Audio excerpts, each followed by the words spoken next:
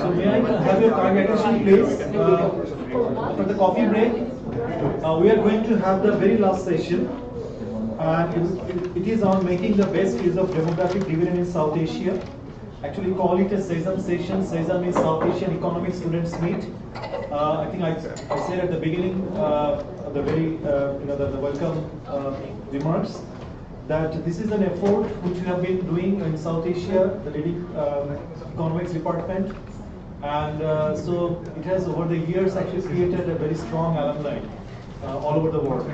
And when we planned, SANEM planned to host this, have this event in North America, and especially with World Bank in Washington DC. So we thought that why we shouldn't actually miss the opportunity of getting the SAESM alumni on board and getting their view, get them participated, and also have a separate session, where they can present their research and also their exchange their views.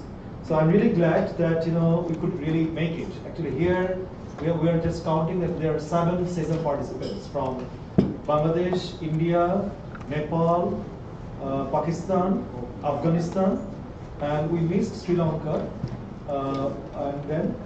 and maybe Bhutan. So, but otherwise, I think it's very, very well represented.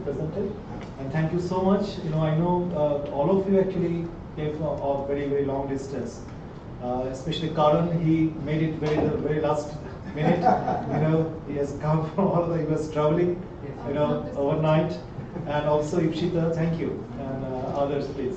So with this, I would like to, this session will be moderated by Dr. Martin Rama, and then as you have seen the agenda, Ipshita, she will make the trigger presentation.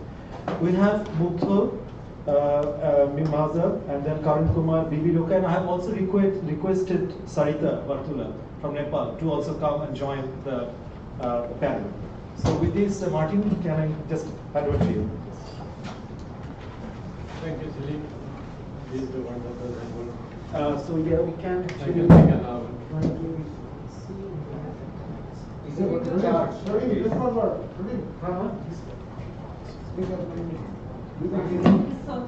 It's about the battery. Yeah, it's a battery like this. How many of We'll be moving. Yeah, that's not working? Okay, we can take this out. Sorry about that in terms of logistics.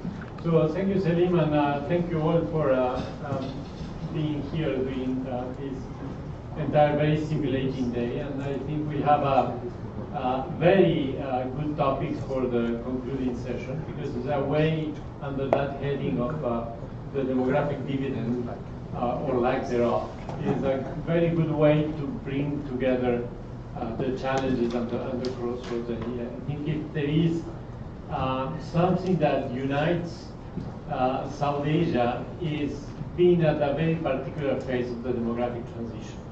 I think with the exception of Sri Lanka, which is our only aging society at this point, for the other countries in the region, we see different phases going from Afghanistan, where we still see a very rapid population growth, all the way to Bangladesh, where basically fertility is at replacement rate, but just the inertia that we have of people reaching the working age population makes it both an enormous potential. If you think of growth decomposition a la Solo and say, oh, I will put an L hat, the growth of labor force, that will push my growth systematically. But if you have something that looks a bit like jobless growth, or if not strictly jobless, you have growth in where the jobs come in activities of low productivity, low upward mobility, then part of the dividend is missed, and the demographic transition can be opening the door to social tensions in countries where we still have fragility in some parts of the sub-region, of the region. The idea of having young people, and especially young men, frustrated and without opportunities doesn't sound very promising. So in a way, I think the title of this session is an excuse for us to bring together most of what we're struggling with, and which has different implications. And this panel, Ipshita has promised not to give us an answer, but to give us more questions, so that we are all troubled when we start the discussion. And then we will go country by country in the region to try to have the different perspectives before we open up for a final discussion that may also cover the entire day. I think it has been a very rich day, so let's take advantage of that.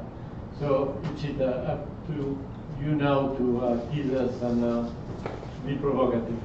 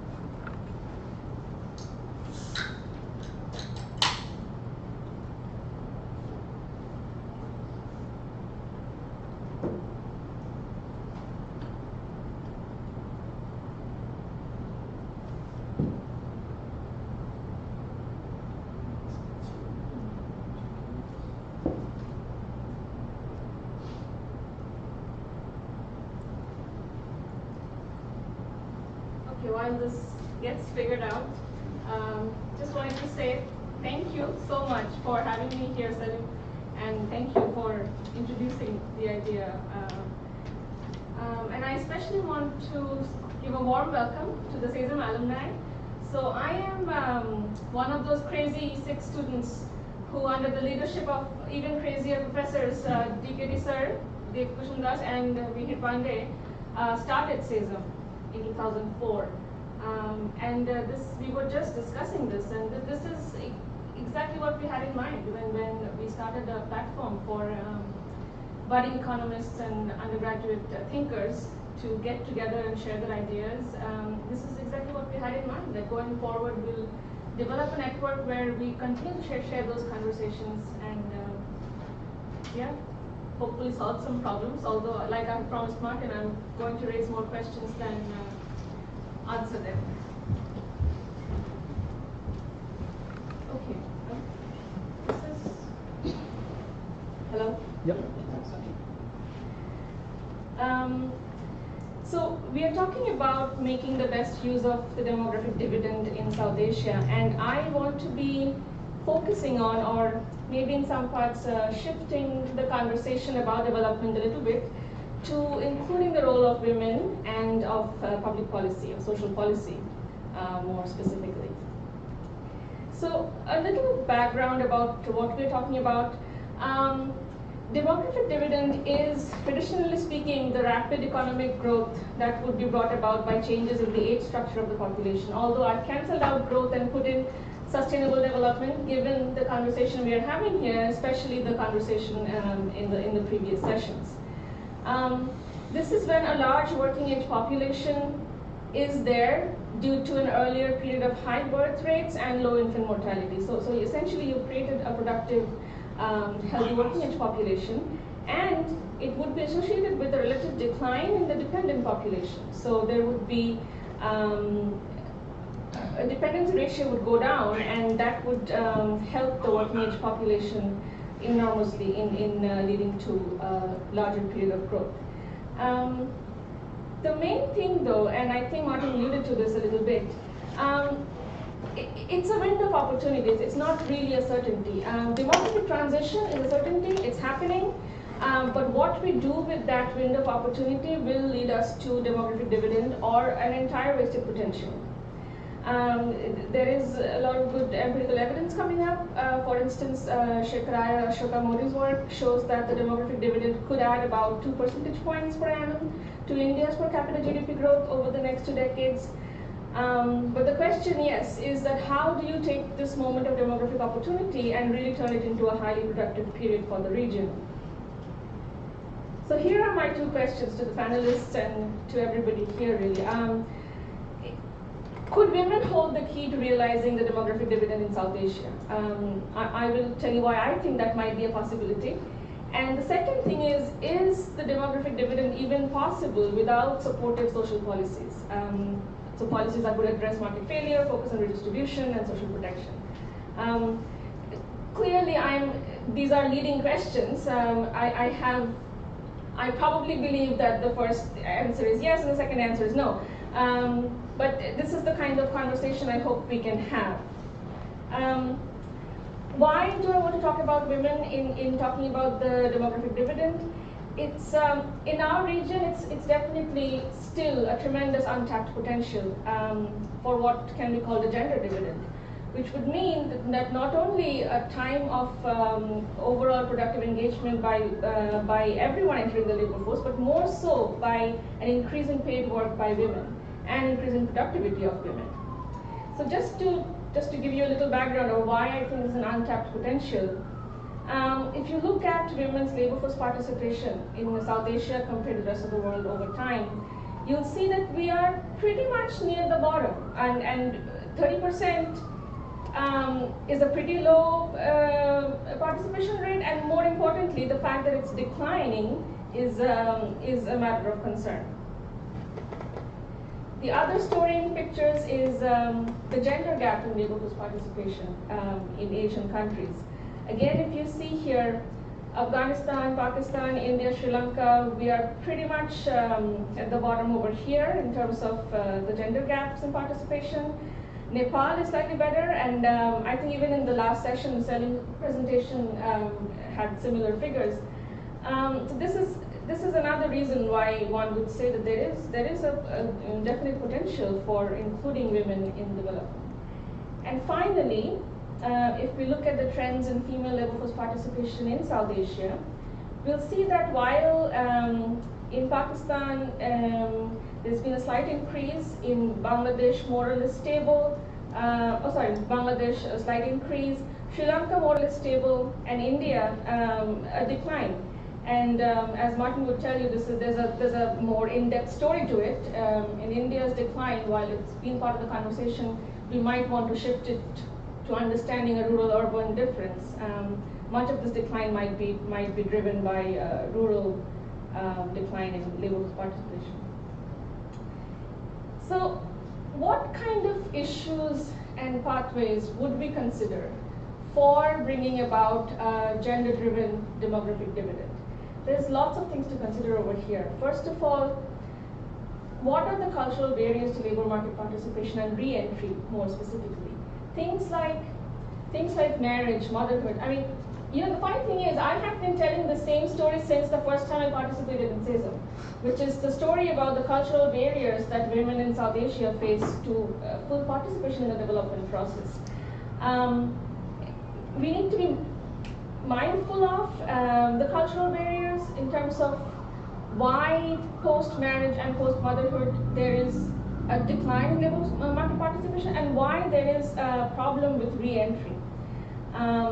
One of those stories is that when there's a rising household income, it acts as a disincentive for women to participate, which again tells me that to a large extent, women's participation is need-driven and not aspiration-driven. The whole component of economic empowerment, aspiration of women, leadership, all of these issues are still very much in their infancy, and therefore I see a lot of potential of bringing these things about. Other issues, a very important one is we need to ask what's going on with unpaid household work, childcare, elder care. These are some of the issues that hold back women in fully participating in the labor market and ultimately hold back the development process. And it actually ties into a lot of my second point, which is why we should consider stronger social policies when we think of really capitalizing on this demographic opportunity.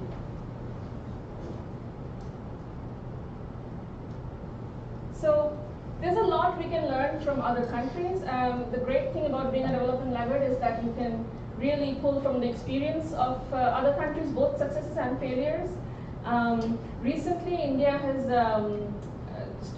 started this supportive work family policy, which is maternity leave mandate in India, and that's to a large extent helpful, but it also is very harmful. I'll tell you why. It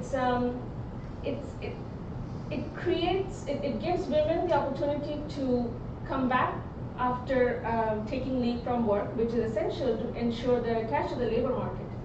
But what it also does is that it makes it harder to hire women in the first place from an employer perspective. So without supportive employment protection policies, this could actually become more problematic in the long run. Again, this is the kind of policy that many countries have experimented with, and right now the global conversation is that it should not be specifically focused on women. It should be more gender neutral. We should talk about things like parental leave policies, not maternity leave policies. So there's a lot to learn really from the experience of other countries and how we can then shape our policies in a way that best utilizes this moment of opportunity. And I'm sure the panelists will talk about some of these issues. We definitely need to talk about healthcare infrastructure and access to healthcare when we're thinking about really capitalizing on this demographic opportunity. As it directly relates to the dependency burden. Think of your elders. If there is not adequate access to healthcare, that becomes a problem for your productive group that's in the workforce at the time. And of course, this is something that you've alluded to in the last session as well. Without supportive social policy, some of the consequences of rapid growth really cannot be contained, and some of the consequences which include a period of inequality, some social tensions, and for these kinds of things also, you definitely need supportive social policy. So these are some of the more, well, what should I say? I'm probably painting a somewhat negative picture about how much I think needs to happen before we can really capitalize on the demographic opportunity. But I do want to leave you with something positive, which is a simple experimental evidence from India shows that if there's visibility of female leadership positions, it increases aspirations for women, for young girls, and their parents. And there is also evidence connecting female labor force participation with proportion of women represented in parliament. So that could be one of the positive ways of looking at the situation, that there are lots of things to be done to really capitalize on the demographic opportunity. And I hope our panelists will give more answers as to what are the best ways of going about it. Thank you.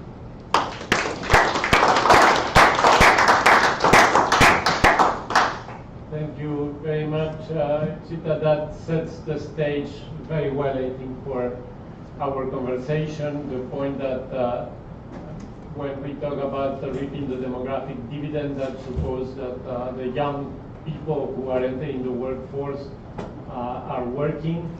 Part of the discussion when I introduced the topic was about jobless growth, but I think what Ipshita is bringing is something even more fundamental, is who is participating in the labor force. And unlike East Asia, which really made the most of its demographic dividend, there is a clear risk that South Asia will only get half of its demographic dividend the way it's going. Now, there are, I think, important methodological issues. I think your two questions raise a lot of issues we could be discussing, but let's leave that to the discussion part of this session. And let's go to the panelists one by one. So, Moogdho, I will follow the order we have here. I'm not sure whether you want to talk from here or speak from there, please.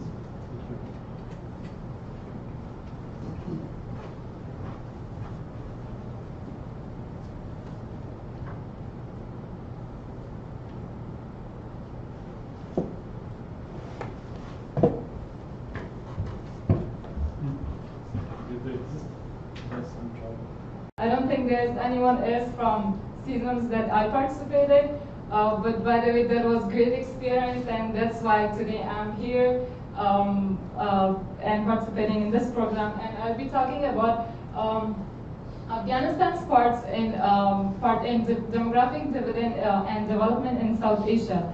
So when we look at the statistics, 40% population of Afghanistan is unemployed. This includes underemployment and unemployment both. So what that means is not only female, but males also have problem finding a good job in Afghanistan. But when we look at the percentage from this 60% who's employed, the population for female who are employed is 27%. The rest is for male. But 27% is a good percentage for a South Asian country. But the problem is that this percentage is really high in capital of Afghanistan in Kabul, but it's much lower in other provinces. That might go really low in southern and northern provinces, where females, their only job is not working in offices, but you'll find a lot of ladies who work in agriculture sector, like they do hard work. I'm not saying that they shouldn't work there, but we should consider that agriculture is the hardest sector where women can be employed. Also, for the only problem is not that we don't have enough job in Afghanistan, because many jobs could be created. That's not a big problem. Investments happens all the time, and jobs are created much. But the problem is that people do not find their desired job because they are not literate. The population who are educated is 38%. That's for male and female. And from this percentage, really low population is female. The female literacy rate is really low in Afghanistan. Of course, that would create problem for people who are not literate, and if they want to be a part of the labor force, then obviously that would create problem, and that would lead these people to go and participate in physical jobs, or they might work in agriculture sector, which makes it harder for women. And about the age dependency ratio, unfortunately for Afghanistan, it's the highest. It's 81%. Just saying the percentage is, I think, enough to talk about this. Also, I can say that in Afghanistan, for now, looking at the literacy rate and these many problems like that Afghanistan is currently suffering from insecurity, and this is like not a big, this is a big issue, not something that we can just ignore. I think the best sector for Afghanistan for now, for short term, would be agriculture, to be employed and working. Because if we look at the statistics, 73% population of Afghanistan lives in rural areas, and from this 73%, 85 to 90% of them are employed in agriculture sector. So for now, the best sector for, in short term, of course, for Afghanistan would be agriculture sector to working. Thank you.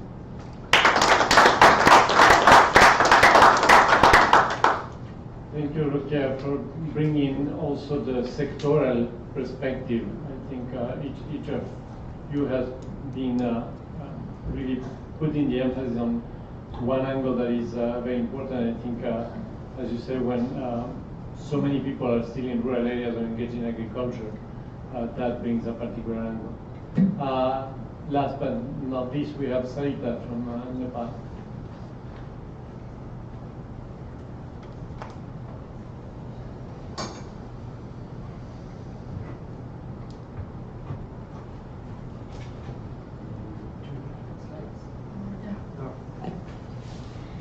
Hello everyone. I'm Sarita Bartola from Nepal, and I was a SAESM participant in 2009 in Bangladesh and 2011 in India. This was really last our decision to make this talk. So I will be highlighting more on youth perspective. Since my long experience of working on youth development in Nepal, I will be highlighting more on youth. And thank you, Salim sir, for this opportunity to talk on behalf of Nepal. So in case of Nepal, we have almost 29 million population, and in this population, the biggest chunk of population is a young population, youth, that is 40.8%. So while taking this biggest chunk of the population, this comes as a both opportunity and challenge for Nepal, and we can say it's a transition for Nepal to go in a demographic dividend. And as a challenge, what we can take is Nepal, as we have been talking around whole day, is like Nepal is the biggest. Nepal is a country which has a very high proportion of migrant population, and almost 29% of the GDP of Nepal is dependent on remittance. Well, with increasing number of labor force in the market, how the government going to utilize this productive age group? Well, the young population is one of the very creative population. Creative group of population. It is also considered that the people among the age group of 20 is one of the most creative group of the people. And at the same time, this is a very vulnerable group of people. So the country with who is supplying labor to the world, how it's gonna balance this vulnerable and the creative age group. At this, if the government could not balance this age group, then there might be the disaster in this demographic dividend. To address those issues, there has been different policies government has tried to implement in Nepal. Like government of Nepal has a youth ministry recently, the youngest ministry as a youth ministry, and they also have a youth vision for the young people of Nepal. We have the Youth Employment Fund as well, and there are different ministries which are taking youth as cross-cutting issues. At the same time, so how government of Nepal going to address the frustration people are having, the unskilled labor that are migrating to the Middle East, and at the same time the distant labor market in Nepal. Well, I talked before as well. We consume a biggest number of labor in the construction sector, and the biggest proportion of this labor come from India, and sometimes from Bangladesh as well. And we are sending the same group of people, the construction labor, to the Middle East. So why Nepal is not being able to consume this labor force in Nepal, or what is the biggest issues behind this? And that's a distant labor market. So it is another challenges for government of Nepal to utilize this productive age group. At the same time, the big brain drain, we have been sending lots of people to Australia, students to Australia, and Nepal also stands for the third country sending the student in America. So what after that? We send the unskilled labor. At the same time, we are sending the skilled educated group to the abroad. So what happens if they want to come back to Nepal? There are lots of people who from the Middle West who want to come back to Nepal. They earn the money with all the labor force. They want to invest in Nepal, but there is no investment secure environment for them. The social security things is not working. So that is another biggest challenge the government is facing. At the same time, talking lots, this might be quite pessimistic view, but we can still sit towards the optimistic view. What are the opportunities that we may have when we are having the biggest bloods of the people, young people, biggest number of workforce in Nepal, and this is opening the window. This opened the opportunity of window for the growth in Nepal as well. So at this time, if the government need to create more opportunity for the employment, for the investment, not the FDI, but also the investment that the people working abroad can come back and create a more job in the country itself, and the young leadership. well, we have a long transition, political transition phase with a huge political instability. So how Nepal gonna address this political instability to utilize the young population in the leadership? And the secure investment environment, of course, the safe migration. We are receiving lots of dead body in Nepal, like every day. Well, the 1,000 people leave Nepal in a day. At the same time, we receive dead body as well. So, what is safe migration we are going to have? And it's not the 1,000 people that leave Nepal is only the formal data we have, and there are lots of informal data. The people going from India to Gulf country, the migrants working in India and Bangladesh as well, that's all happening informally. So how government gonna address this challenge as well? At the same time, if governments in Nepal and as a South Asia whole, if they could inform, empower, and involve the young people in every part, like from education to the policy making level, then these people gonna open a good opportunity window for the South Asia as well, and country, and a specific country in South Asia. These people, the new mind, the people who have receptive view towards each other.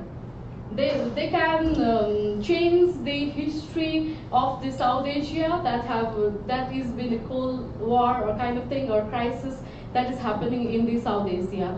And like I can say, like SAESM have been one of the good example for this. And like the Youth SARC dialogue or different youth conference that's happening has been opening the political economic window for the South Asia as a whole. So the young population in the South Asia and Nepal has been bringing both opportunity and challenge. If government and the bilateral organizations, civil society organization could properly tap this population, then it's gonna boom the economy of the region as a whole. But if we could not focus this population in the early age, then this might cause the biggest disaster in South Asia. Thank you very much.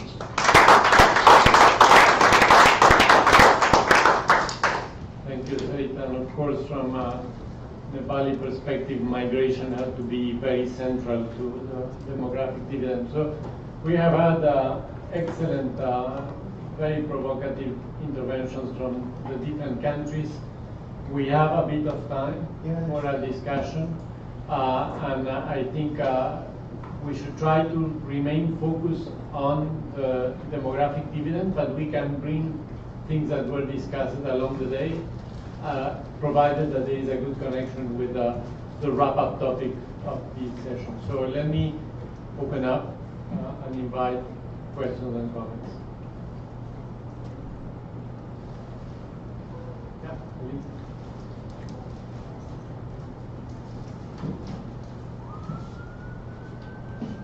Excellent presentation. I really feel proud of you. Thank you. I just have three, I would say questions or comments, but probably I will expect the panelists, they can actually shut down on that. First is when you talk about the demographic dividend, actually in South Asia, when actually in general, there is a kind of window of opportunity. So demographic dividend is not going to last long. It's not going to last forever. So, and several studies are showing that actually for many of the South Asian countries, actually, they have in the phase where the demographic dividend is not going to last long. It's probably, if I cite the case of Bangladesh, probably by 2030 it's going to be over. For Sri Lanka, maybe we can confirm that actually probably Sri Lanka has already exhausted a large part of the demographic dividend. So anyway, so how do you really then foresee that whether the business as usual scenario, the way the countries or the economies are moving, the way you have already identified so many challenges in South Asian countries. So how do you see that, whether are we in a good position, are we on the track to you exploit that window of opportunity, or it's going to be a kind of missed opportunity, and we are not going to get it back anytime? So that's my first question. Second question, I think it is about to Ipshita. You rightly pointed about female labor force participation. I think this is something probably at the heart of the demographic dividend, especially when you talk about youth employment. And large part of youth is female, and then they are not really properly employed. But there is a kind of hidden, I would say, paradox there with the female LFP, especially when I look at the data in Bangladesh, and also I can also assume in some countries, also in other countries in South Asia.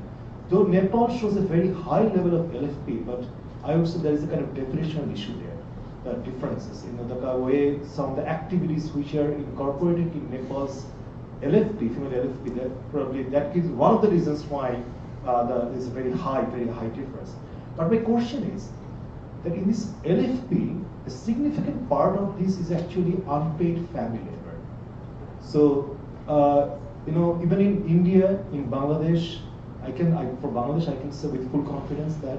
So when you say even that 33% of female LFP in Bangladesh, a significant part of it is unpaid family labor, and which is by by definition is considered as the labor market participation. But it is no way it's a kind of decent job or no, it's even a paid job. So then this is the big. So should we look at only the labor force participation, or what kind of is a wage employment, self-employment? What kind of employment categories we should look at? Thank you. So who wants to respond? Big questions. Is it over already or close to being over? Have we missed it? Issues like how relevant is unpaid work for the empowerment, your second key? Anyone who wants to respond? Yeah. I'll respond to Selector's first question and then Ipshita. So first one, I think Karan already talked about it. What I understand is that the opportunity is still there for demographic dividends to capture that, but I don't see a particular plan from the government, or for example, what are the labor demand, from which sectors we are getting it. We need to know that. Let me stick to my point of view from migration. So if I want to send a skill, as Martin was saying, do we want skilled migrant worker to be sent in other countries, or we still want to stick with unskilled labor that we send to the Gulf Middle Eastern countries? I think the time has come that we should invest on human capital development or some technical knowledges for these potential migrant workers, which could in returns bring more healthier remittances, and of course the quality of the job is gonna improve, because we have been, I think, stick to a low equilibrium trap for a long time, given the unskilled labor that we have. So I think the opportunity is still there, but we need some policies to support that.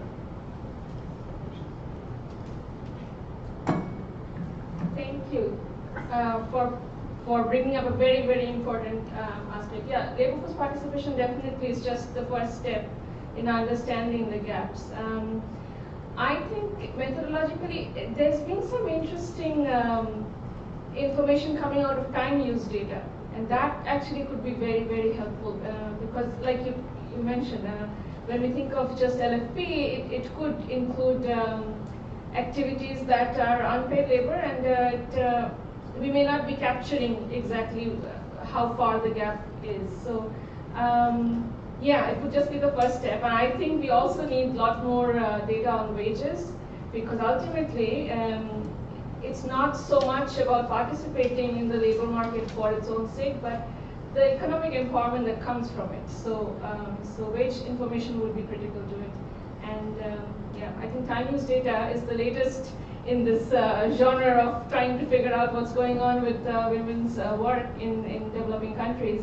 And I do think there's some potential over there as well, especially to kind of parse out the different kinds of productive, unproductive activities, and including household labor, and not talking about measured unpaid family labor, but also missed out unpaid domestic work, child, all these kind of things. So I think that might be the next direction where this where the empirical work is going. Let's see. Anyone else? Yeah. I'd also like to make a comment.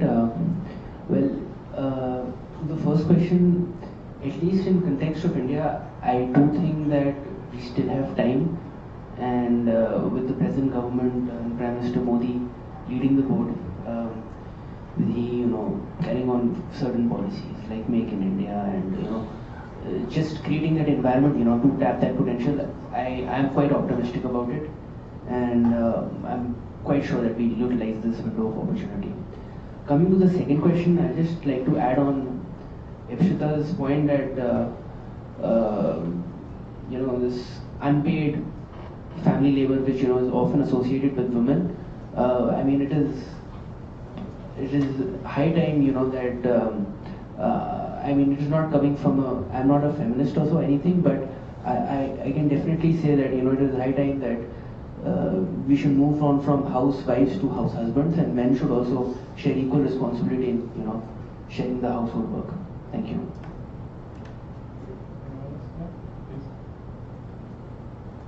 I agree with Salim sir. Like, I have always questioned in Nepal unemployment data. It always comes to 3.2 or around 2.8.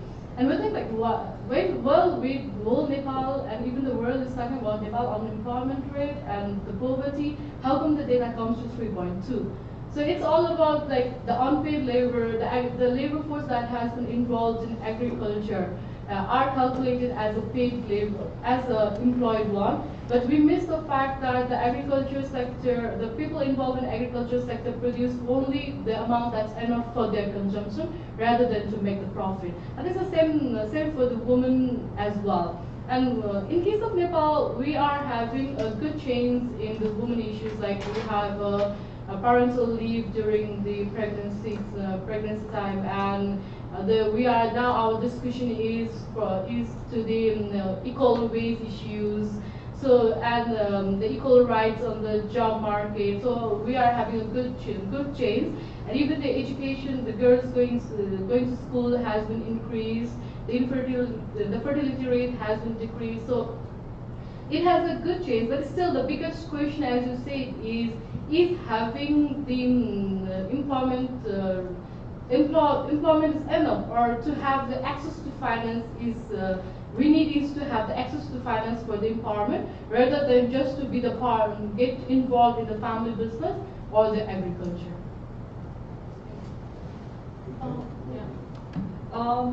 So if we look at Afghanistan, like I refer to Mr. Salim's first question, government, many NGOs, even private sector has many programs for female. Even labor force and those who are not, to make them part of the labor force of Afghanistan. There are many trainings all around Afghanistan, I'm sure there's potential for female, not only female and male both, the labor force participation in Afghanistan, because if we look at the result of these trainings, there's a positive trend in the employment rate in Afghanistan after these trainings and these programs for the labor force. Previously, the unemployment rate was higher, but now, even though it's 40%, but much lower than years ago. And the result of these trainings was positive because if you look at the numbers, the fertility rate in 2010 and before that was really high. It was 7, 8. Now it is 5, which obviously we can see. Look at the differences of these trainings and the programs that are happening in Afghanistan to improve the quality of labor force and to include more people into labor force. Thank you, Roquiya. So now I see many more hands. So let me start from that side. So my question is for Dr. Paul. In thinking about the legal and regulatory barriers to women's empowerment, I'm wondering if you could highlight any policy reforms that you've found to be particularly effective in increasing women's economic participation. So I know in India, certain states have lifted restrictions on the daily hours women can work in factories, and in Sri Lanka, commercial banks have been directed to allocate 5% of their total loan portfolios to women borrowers, but I would welcome your thoughts on other positive policy measures that countries in the region have enacted or could address in tandem.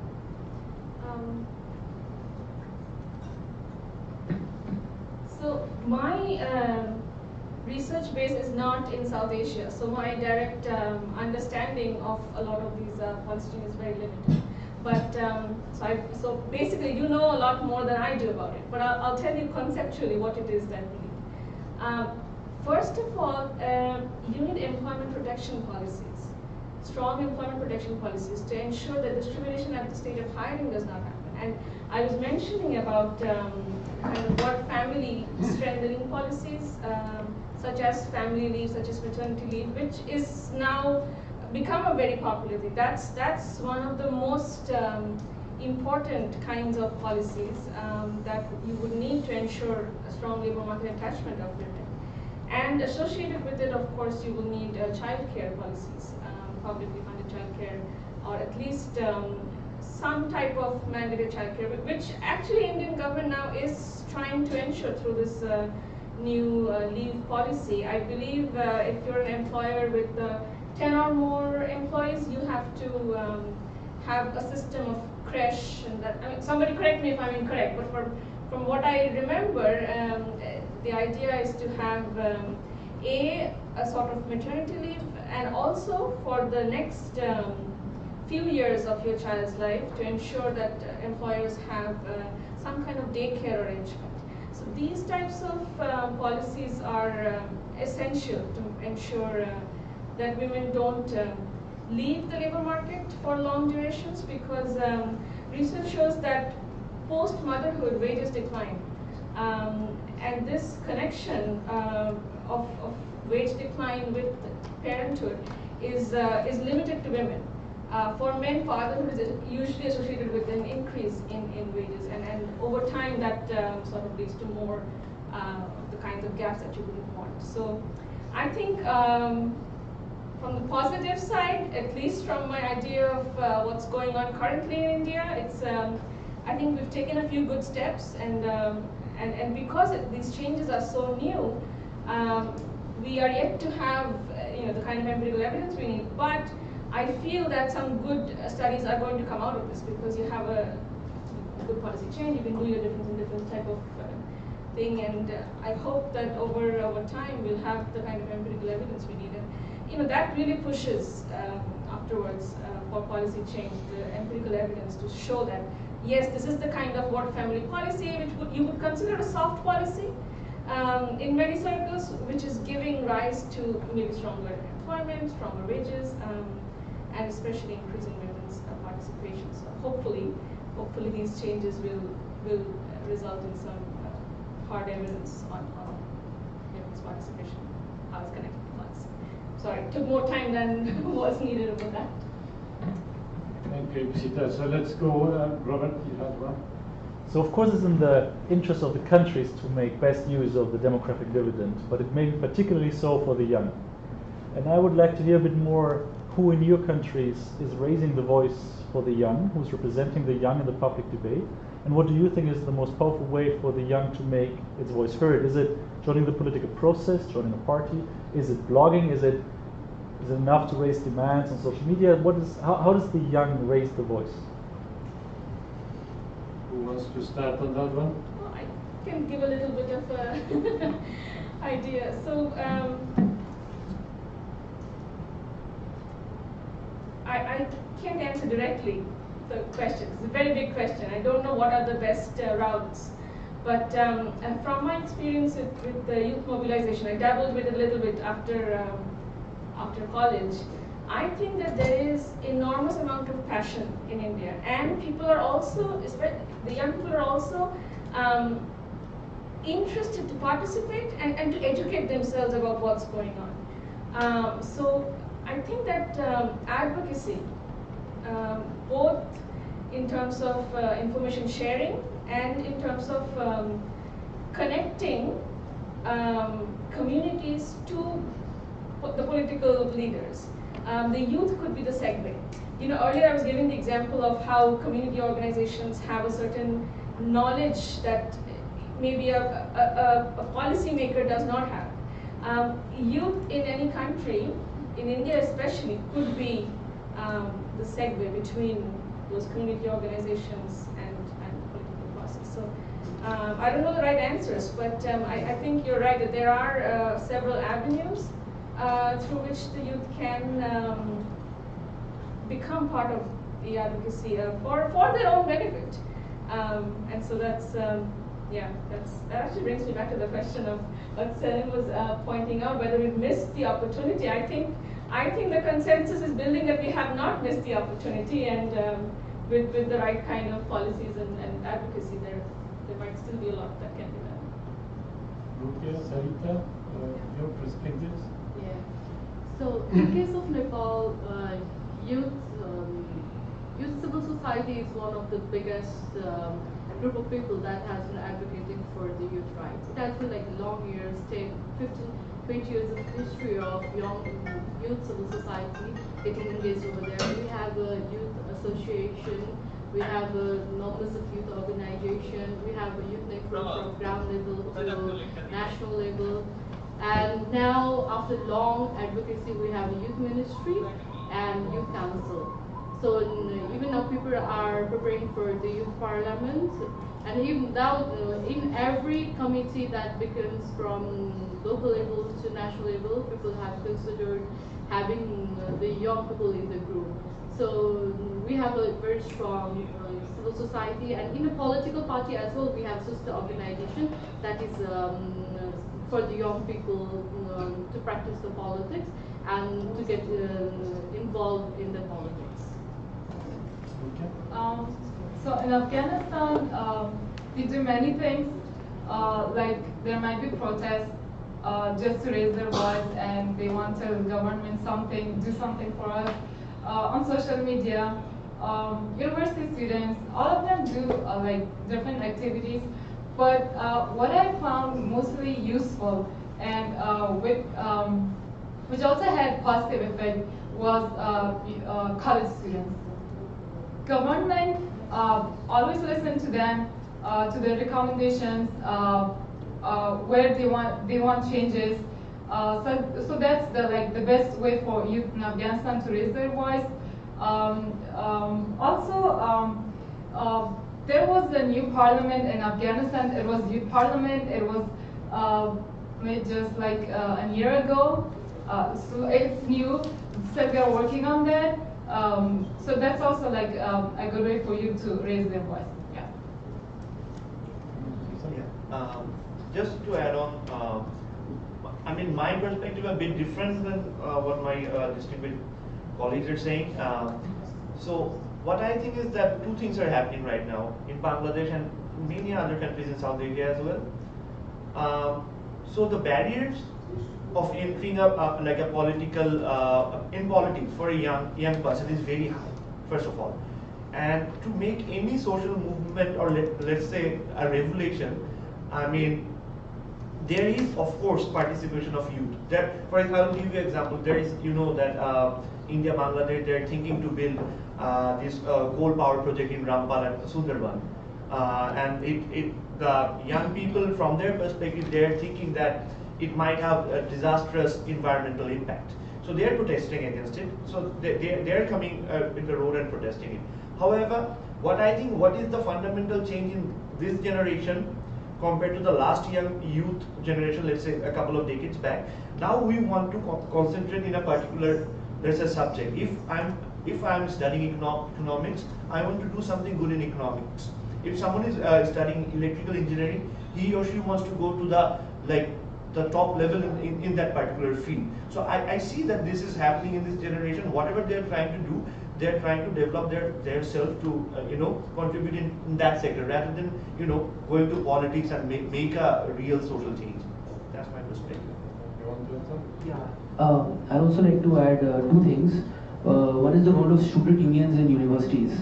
This sharing of power, especially in higher education universities in India, is very important, because many of the times, the student unions have immense power in, setting the direction of what they want and what the students want, because they're a representative of the students, student body.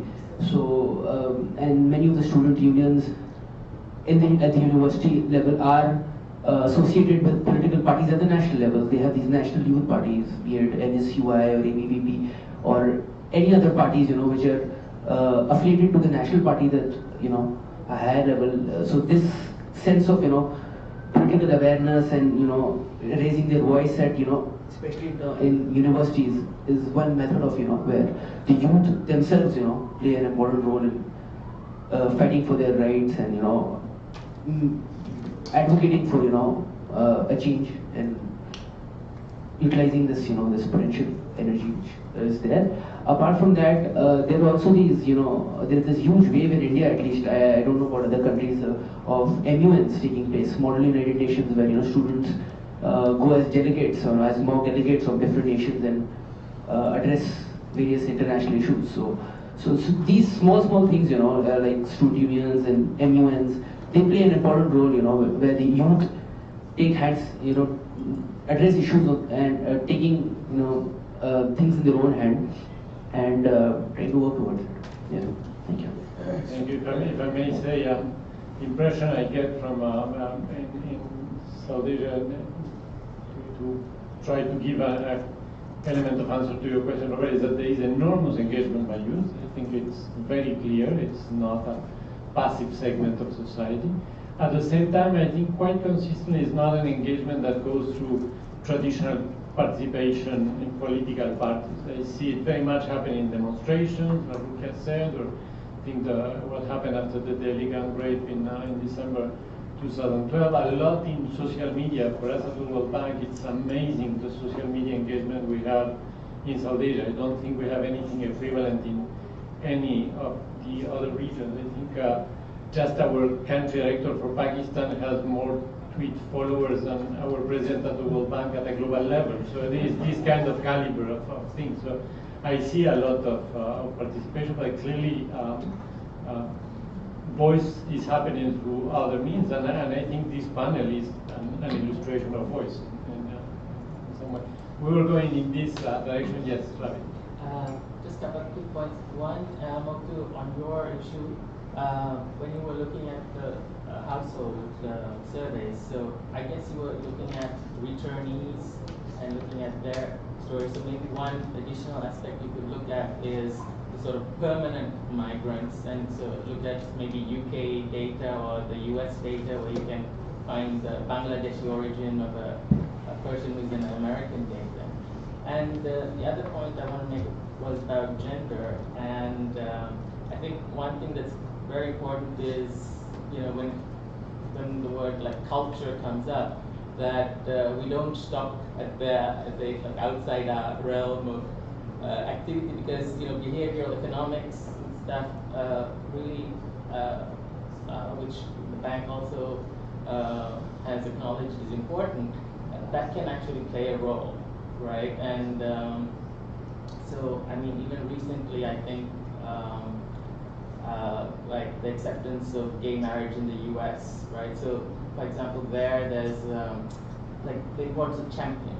Obama saying he changed his mind because he was having dinner with his daughter's friends' parents who were gay. They were the same as him, and he realized, okay, it's the same thing.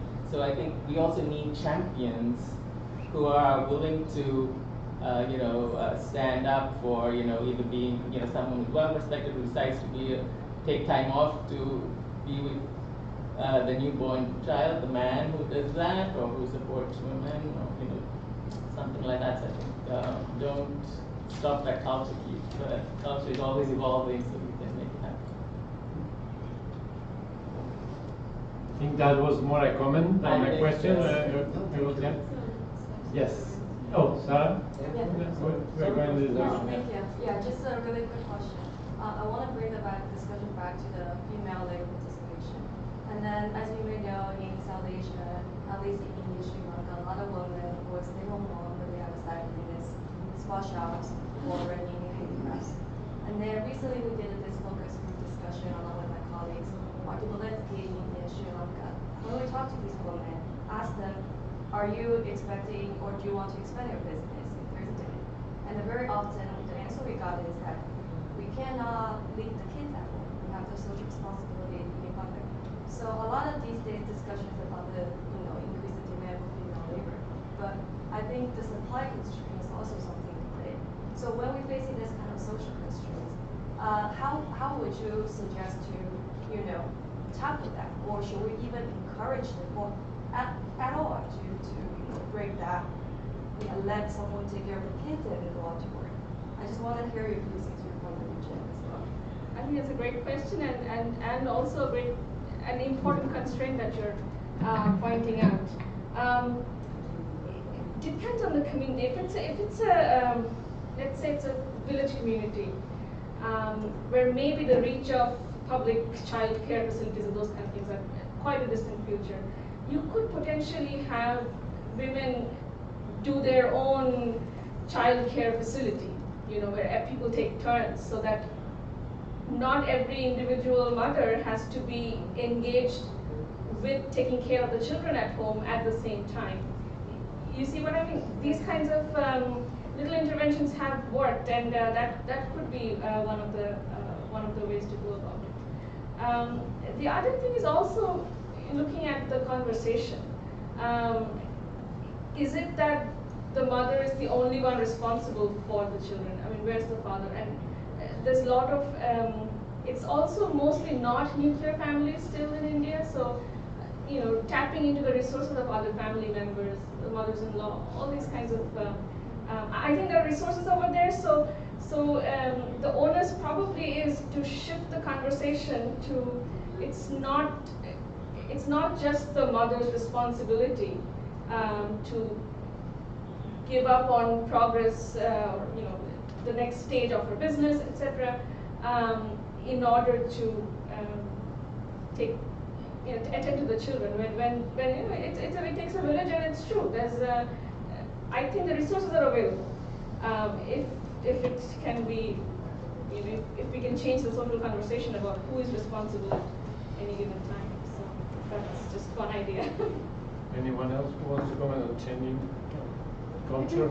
I can share some cases study that we have in Nepal. We have a women group in Nepal, if anybody knows about that. And it's something like microfinance. It's everywhere in Nepal, like from very rural part to the urban area.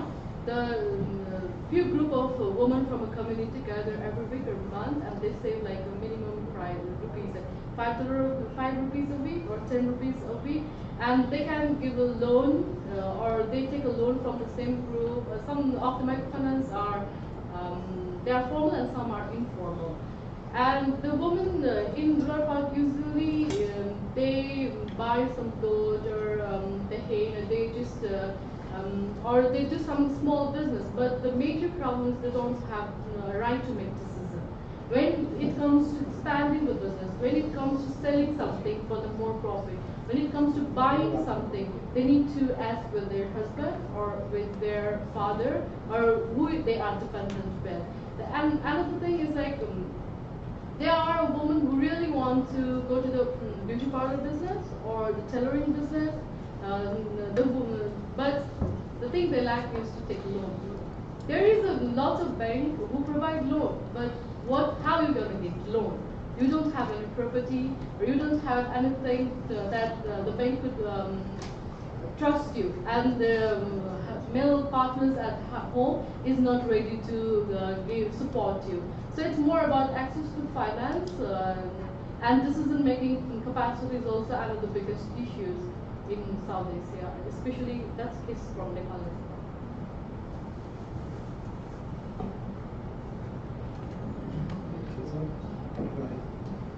So how this works in Afghanistan is most of the time when the mother works outside, grandmother takes care of the children. Yeah, like this is a lot of time that happens in Afghanistan.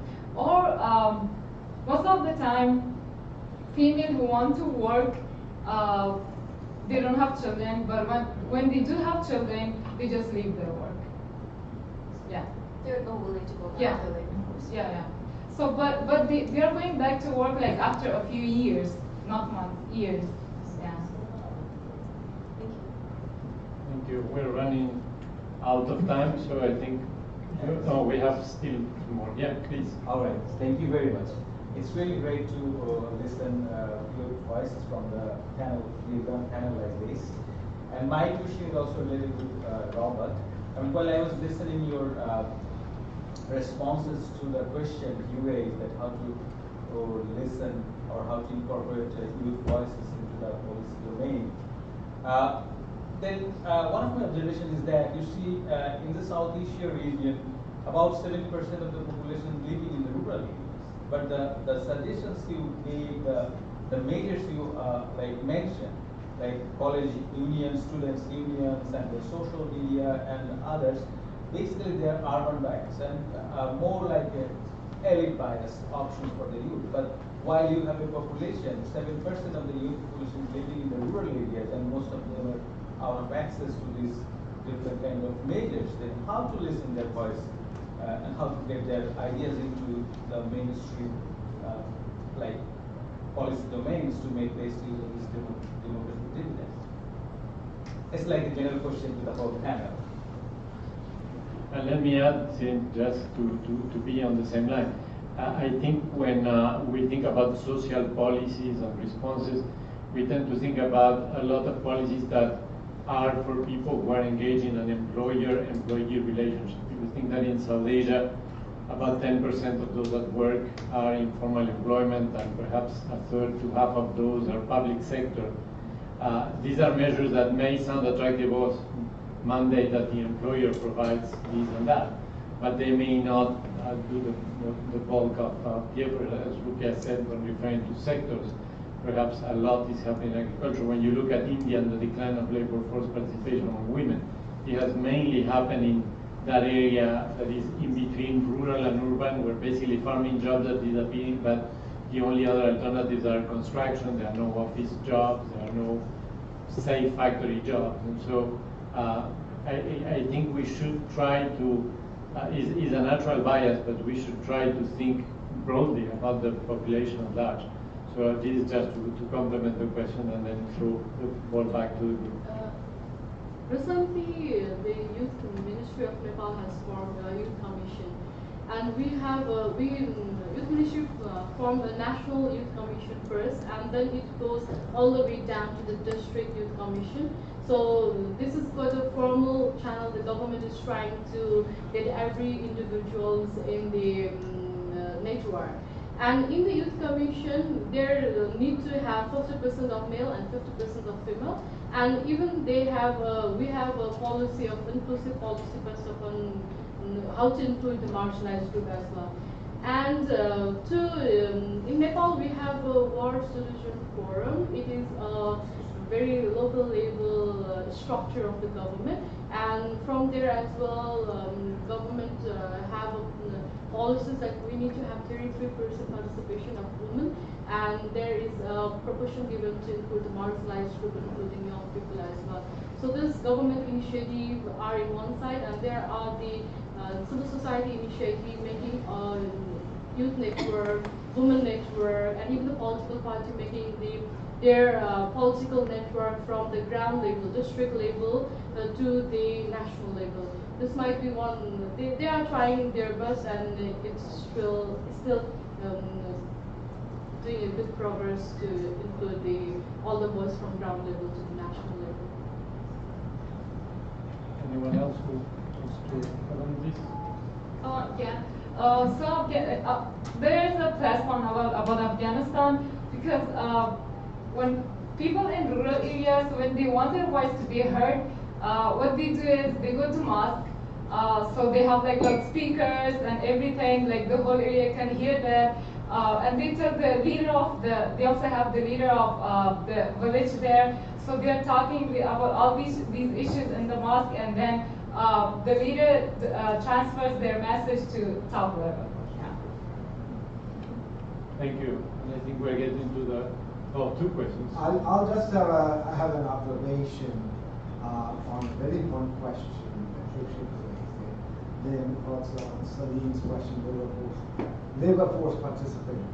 Ipshita, you said that if you increase the support for maternity leave, that makes a difference for labor force participation.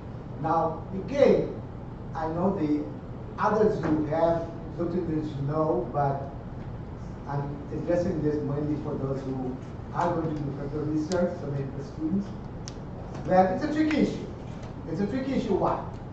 As I said, I like to think about the research that should go into it, and it should be what they call controlled experiment.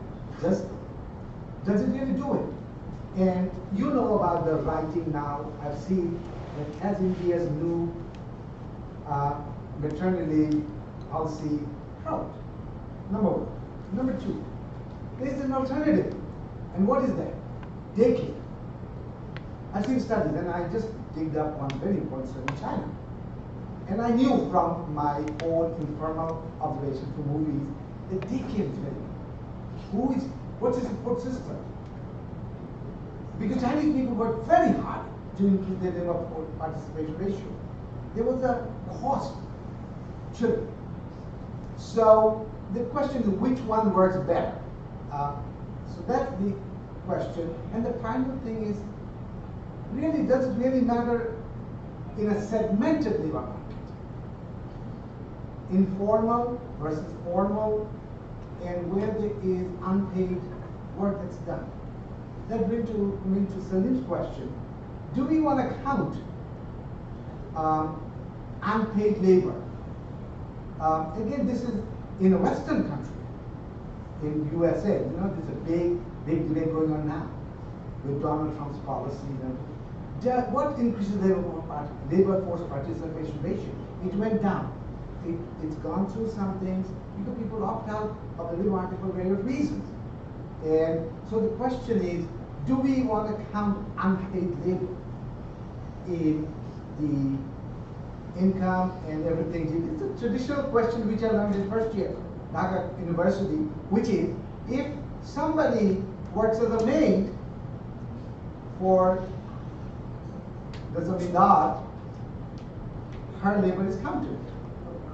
If she marries the zamindar and then does the same work, it's not counted. So that's this issue, and it's across the board. It's nothing new. I just placed it because I thought it's something that goes back to an age-old debate. What do you do in national GNP or national income statistics? I'm not expecting any answer, just my observation. And before you respond, let's try to finish at 5:30, so you have the last word. Okay. Hi, I'm Sasavi. I'm a graduate student, so I'm a young researcher, and it was wonderful listening to each of your individual perspectives on this, from the sectors and the youth, and the way migration works. And I particularly wanted to hone in on India, because I work with India. And thank you for bringing in caste as like a really important divisive inequality factor. And my question to you guys is, so while you're going through your work and your research, what are the things that you think to help with, getting the demographic dividend? What are the things you think are like gaps in research work, and things that you find might be inequalities that need to be sort of poked at and like studied more to really figure out what, where do you start looking? So you've got all these viewpoints. You've got women's empowerment, you've got caste, you've got the youth, you've got migration. Where, in your opinion, do you think, or should somebody start looking at, and where should like policies really hone in your opinion? Where do you begin? So it's great that you had the last question, because I think that sets the stage very, very well for your last word, your parting word. So I will start from Sarita, but basically you have two things to do each in about a minute. One is any general comment you may have, and second, your question, in a way, your answer to the question to the South Asian Economic Students Meet, which is what should be the research priority areas for students in South Asia to address. So basically my disagreement when it comes to development work in the case of Nepal is for the government and the NGOs, INGOs that are participating in development, they first build on the program issues, like what they want to do, and they go for the research. So it is more like when we study research, what we study is the we say is the researcher should not have anything on mind. There should be, their mind should be empty so that they could find what exactly it is. But in case of Nepal, maybe it is the same thing in South Asia as a whole. We already have something in mind, what we want to do, and then we go to research and try. And most of the time, the data that came that time is more like manipulative one. It automatically gets manipulated. And so this is one of the biggest challenges I think in in Nepal as in case of research. So I just want the government and the other implementing agencies, NGOs, bilateral agencies, first to make a research and then to develop a program in the country. That's how it becomes a one-best development or need-based development you explained before. That the research found the mosquito net as a need for the people. But what people really want was not a mosquito net. They want was something for fishing. So we just want research that could find what the people need, the fishing things or the mosquito net. Thank you. So the research priority area for Afghanistan, I think, would be to see where we have opportunities, because we have lots of problems. We can't just solve each of them without considering the other one. But if you look at the opportunities that we can use, then I mean that would be the great point for starting the research. Yeah. Yeah, the one area which I think definitely the policymakers should focus on is accessibility to education, especially in the context of India, where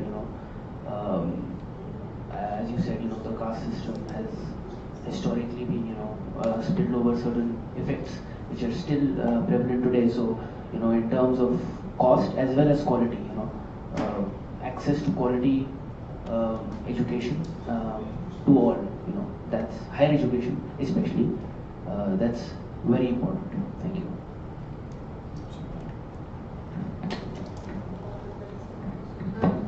I have a quick response to your earlier comment about the maternity leave and childcare. That's a long debate, and that's is generally understood that maternity leave may not be as conducive to labor force participation as childcare, and that's somewhat incorrect, because the idea for maternity leave is that you have to have it. It's a biological imperative. You have to have maternity leave, and what it does then is that it stops women from exiting from the labor market at the time of childbirth, and hopefully it keeps them more attached to the labor market. So I think both those things are very relevant. And to your question, I don't know where to begin. There's a lot of good research questions out there that can be explored. And from my interest, I would say, exploring gender dynamics and how that is impacting outcomes for women and larger macro outcomes for the country. That would be a good place to begin. If you're thinking about it as a discussion topic right now, those would be, I mean, if you have access to small communities, that would be something very interesting to really explore. All right, I'll speak to like migration, and I can give you like 4 specific research topics right now. So I mean, why these are important, because